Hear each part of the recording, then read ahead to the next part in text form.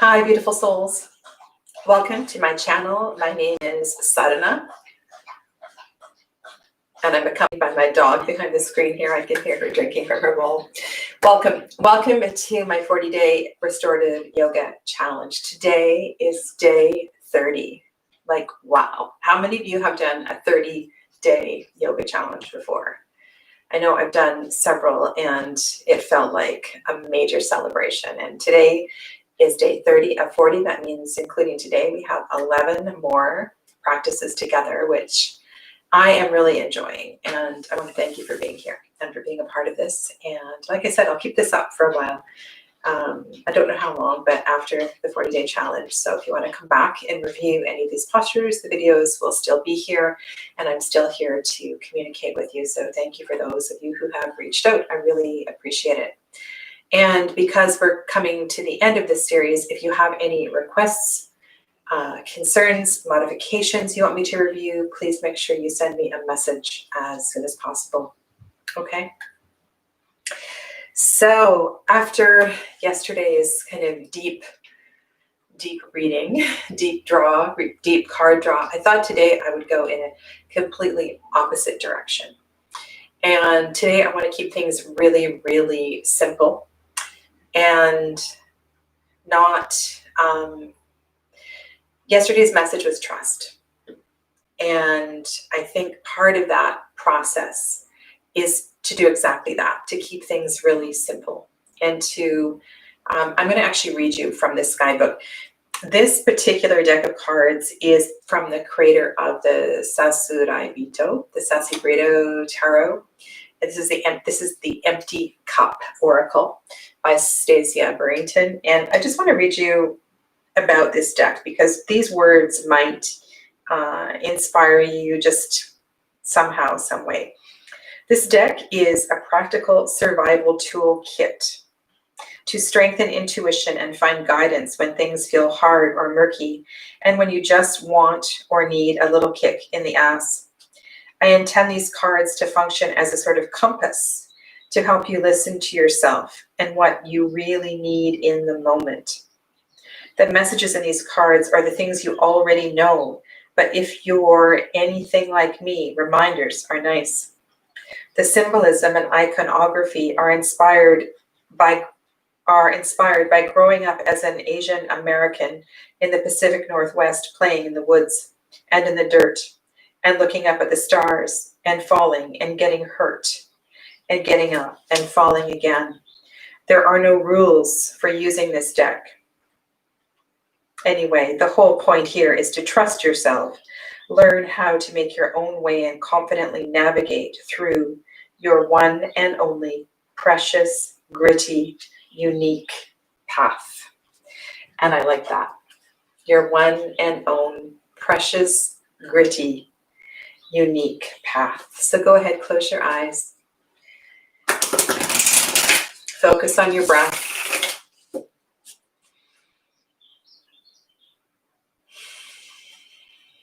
And really, truly take a couple of deep, deep breaths and create space between where you just were and where you are now. And allow the breath to bring you into stillness, perhaps into a space of contentment, curiosity. Observe your breath. Observe the physical body. And know that however you are feeling right now in this moment is okay. Just be here and be with your emotions. Be with the sensations in your physical body.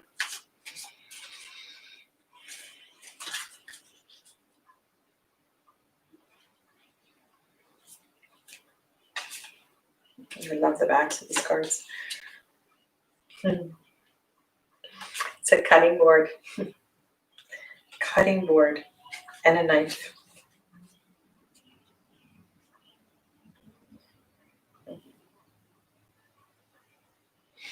So what do we use a cutting board for? What's the purpose of the cutting board? And so just see if you can expand that metaphor. Why do we place the cutting board between whatever we're cutting and the counter? Sometimes we use it to carry something. Could be for display, could be to protect the counter.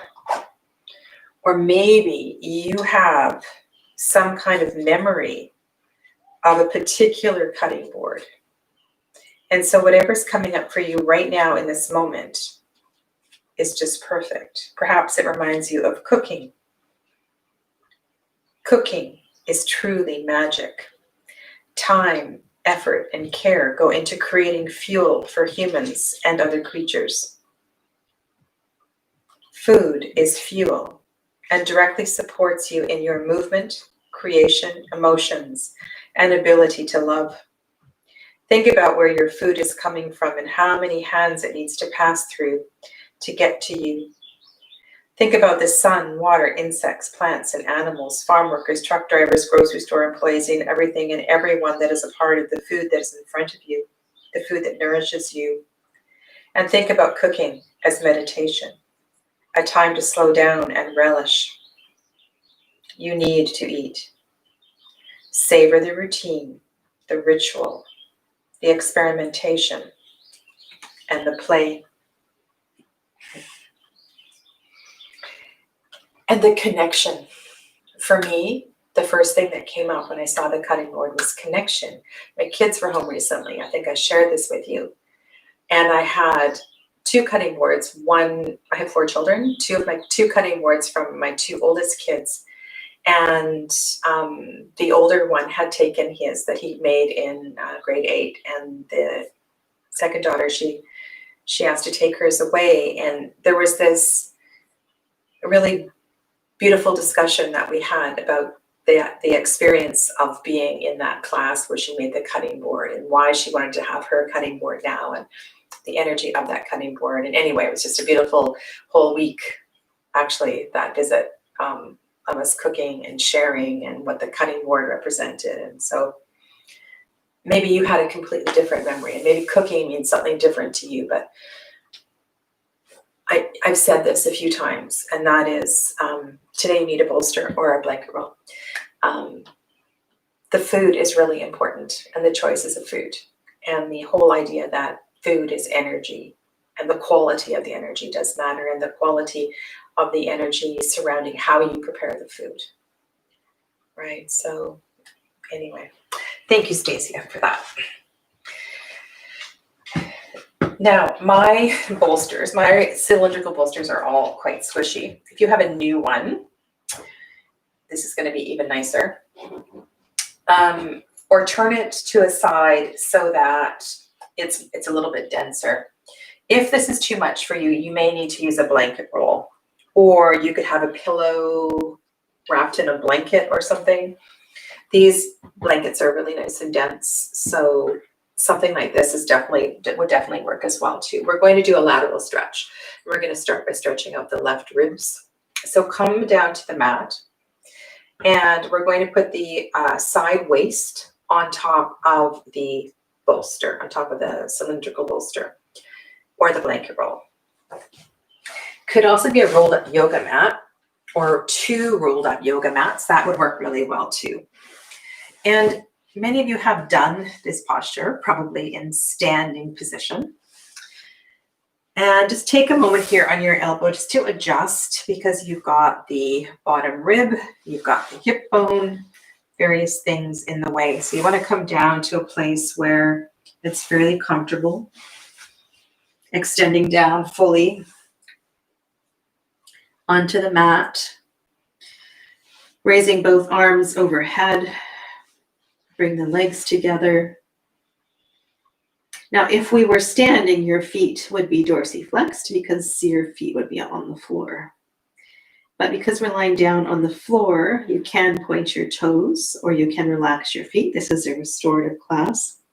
And then overhead, what are you going to do with your hands? Well, if we were in an active class, You would either be holding the top wrist, or you may have your fingers interlaced and your index fingers pointed. But I encourage you just to relax your hands and close your eyes and focus on the expansion in the left side of the rib cage.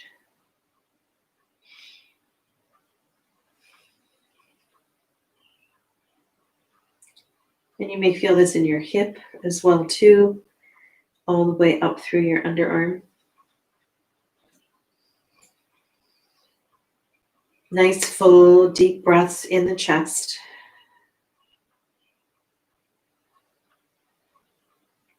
And allow the lower body to soften. Be aware if your glutes have tensed up, just soften the lower body. You might need to give it a little wiggle to remind it to let go.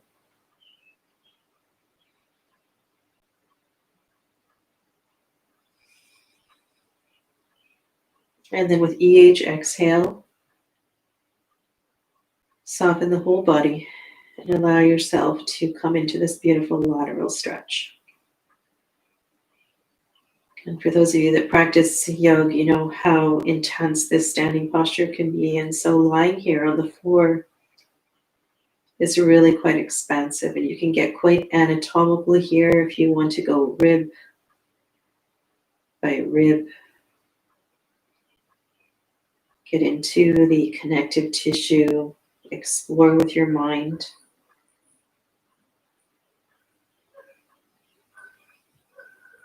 And allow the fullness of the breath to fill the left side of the rib cage.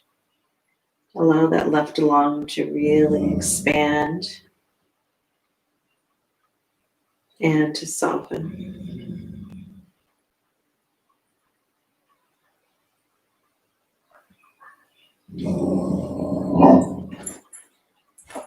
And breathe in.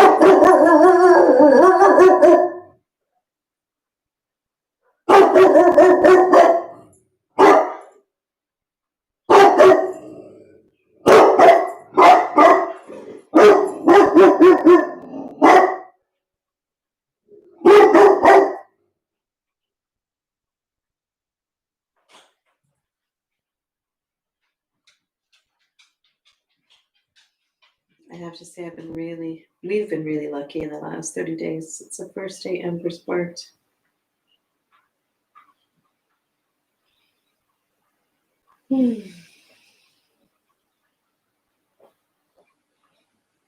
Sorry for any of you who are afraid of dogs. Big exhale breaths. Feel the lengthening, perhaps now across the hip. And breath by breath, deepening, relaxing into your stretch.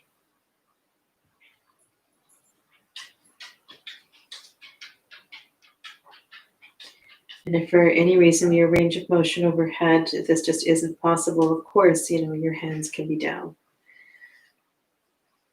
I understand a lot of the range of motion overhead is really challenging for a lot of people. So accommodate, right? Adjust, adapt, adjust, accommodate.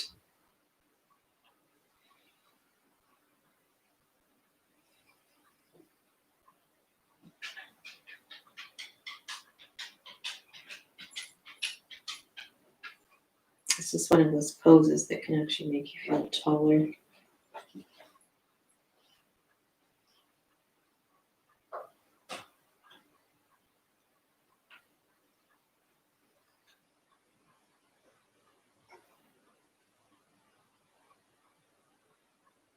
Of course, if you have injured your ribs recently, this is probably not something that you want to be doing.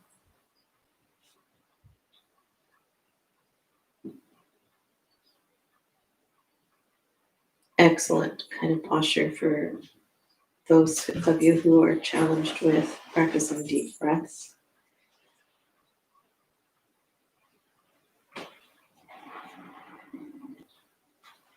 And a lot more accessible, of course, to practice on the floor than it is standing, because you can stay for an extended period of time.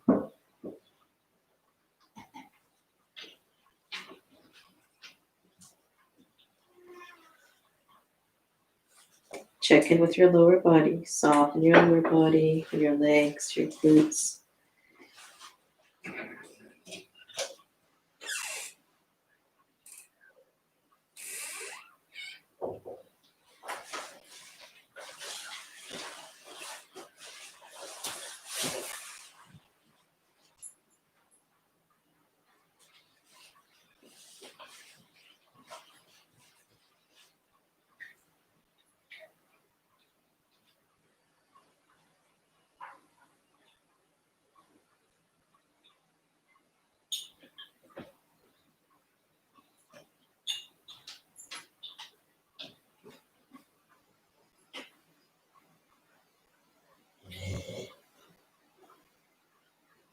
And then come back to the breath in the left rib cage.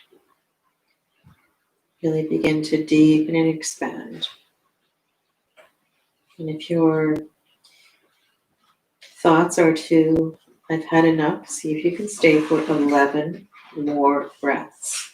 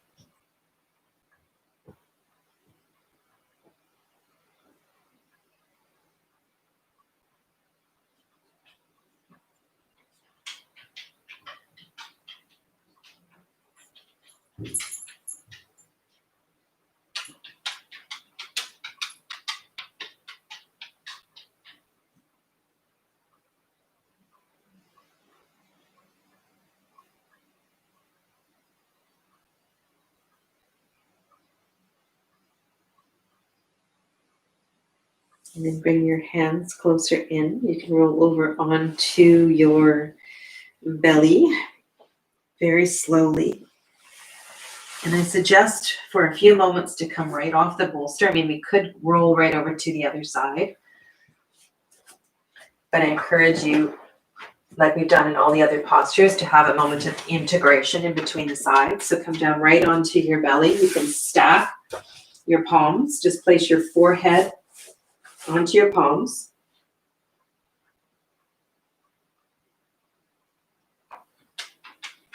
And observe the sensations in the right side of the body, particularly the right rib cage.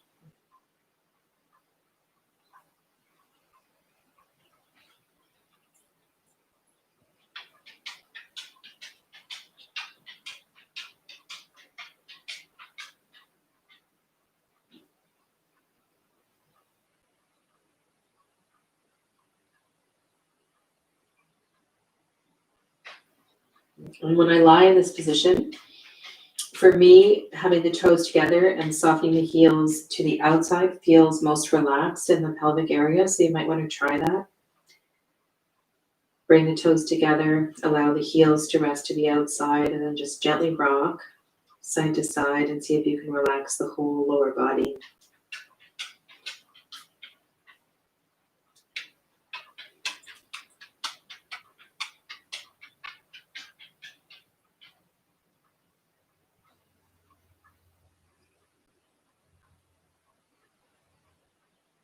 And then bring the tops of the feet to the floor, the hands underneath your shoulders, and then you can press up and back. You can take a child's pose if you like. This is such a great pose to put into a sequence because there's so many natural places you can just kind of roll around from here. All right, so let's go to the other side.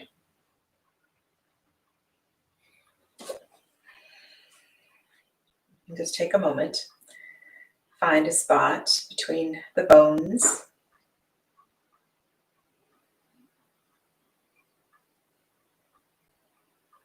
I've been eating my lunch quite late, and for me, you might like to check in with this. For me, 2 hours is not enough to eat and practice yoga. I know a lot of people say don't eat 2 hours before your yoga practice. For me, I need at least 3. Even though I didn't eat, I ate a decent sized meal, but not that much. And we're not even really doing much, right? But I can feel it because we're pressing into the digestive area. So once you feel like you're settled down, and you can extend your legs.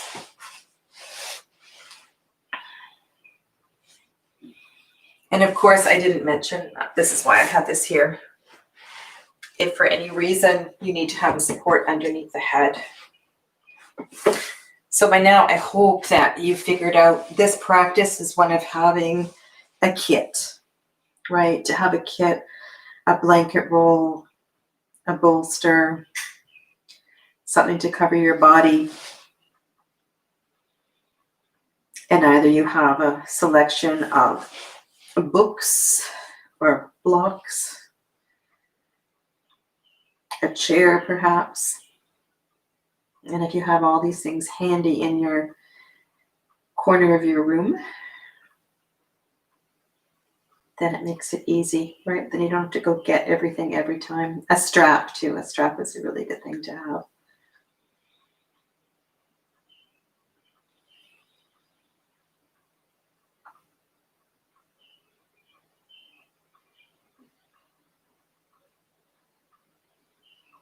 Come to your breath.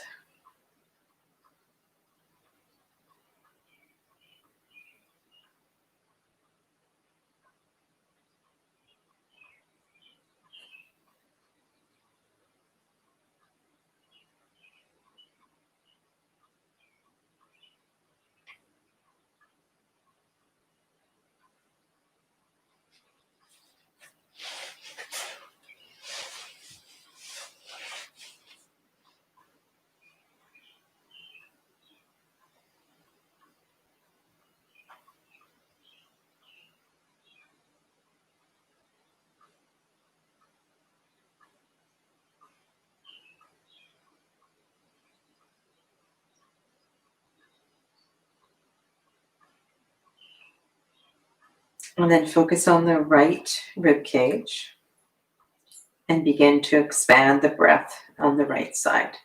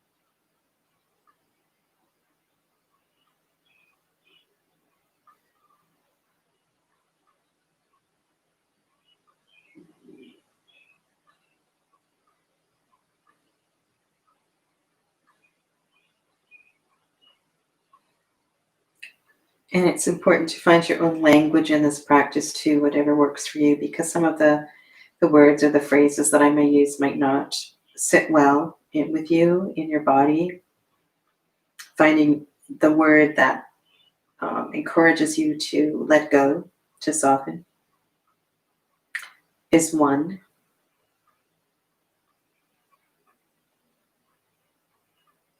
And then also finding languaging around trust and just being. Finding language around that can really, really help in this practice too.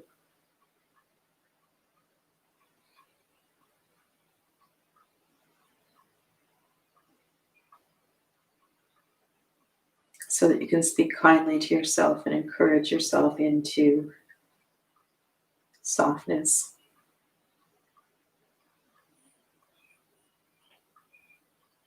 And of course, expansiveness. This is also very expanding.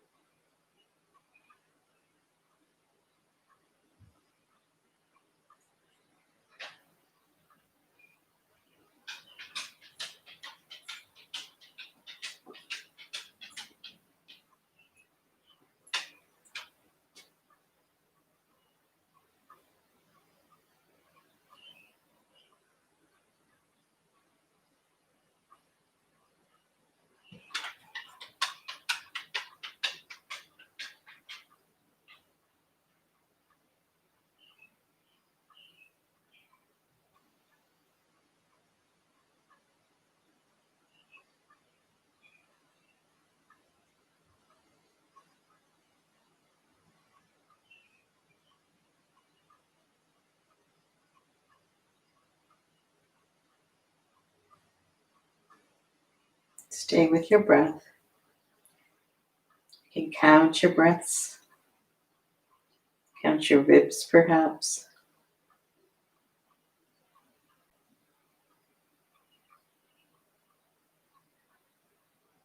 Check in if your lower body has tensed up. Take a breath into the buttocks area and just soften there. Give yourself a little wiggle. Make any adjustments and then come back to stillness. And we'll stay for another minute or so.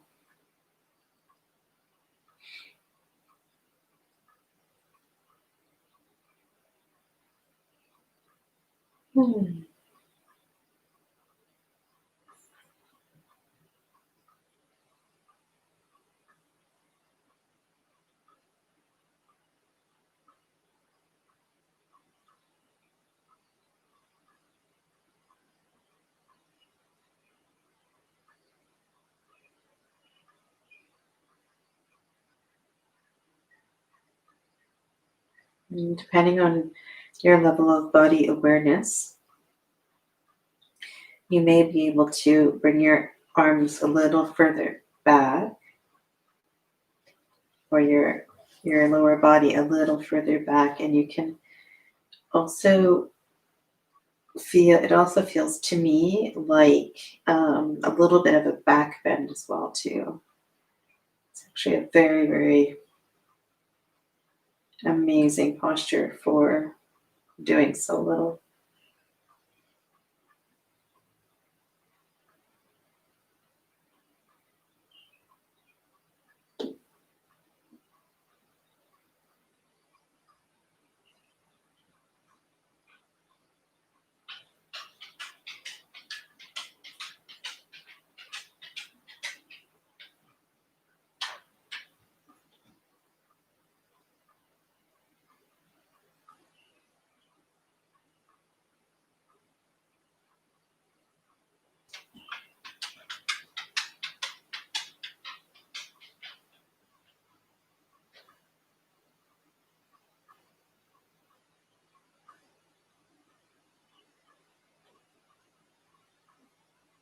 And counting forwards or backwards, 11 breaths.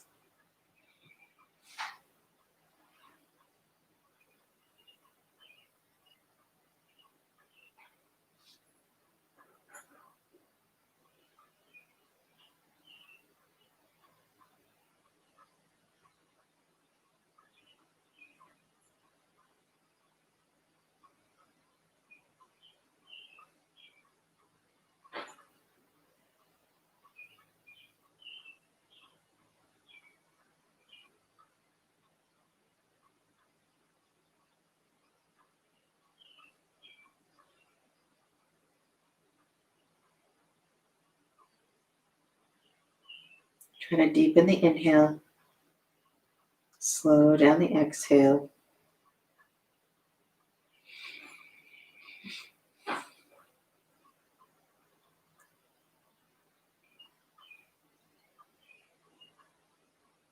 And then when you're done, you can bring your hands in closer. Press away from the floor. Surprisingly long way up. Come down onto your back.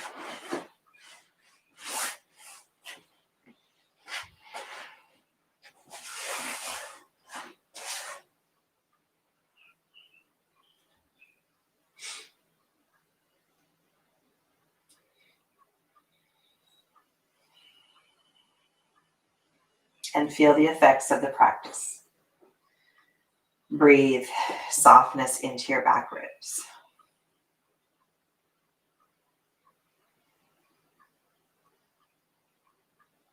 Perhaps you feel a little more expansive in your front ribs.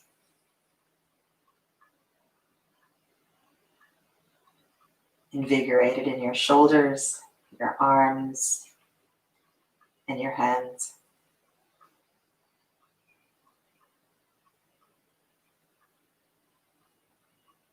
If you have time, cover yourself up and just be in your Shavasana for as long as you're able.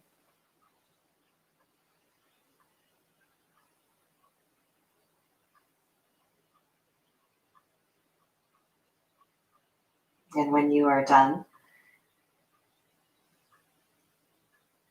when you're ready to make your transition, bring the soles of the feet to the mat, knees into the chest. And because you've been stretching out your ribs, perhaps just stay here a little bit longer than you normally would. Your low back may be tender. So give your low back a bit of a massage.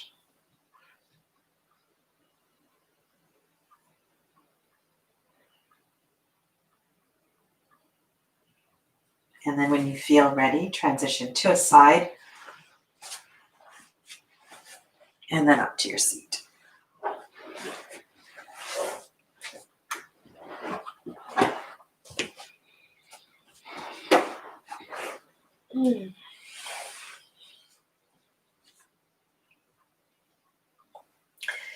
So as we move towards the end of this practice, please feel free to let me know if you, especially if you have a request for which postures you would like me to weave together, or if there's any reviewing, like I said in the beginning, I'm happy to do that as well too. And tomorrow, also make sure that you, well, as usual, have a selection of prompts around you. And I really look forward to seeing you then. Stay well and namaste.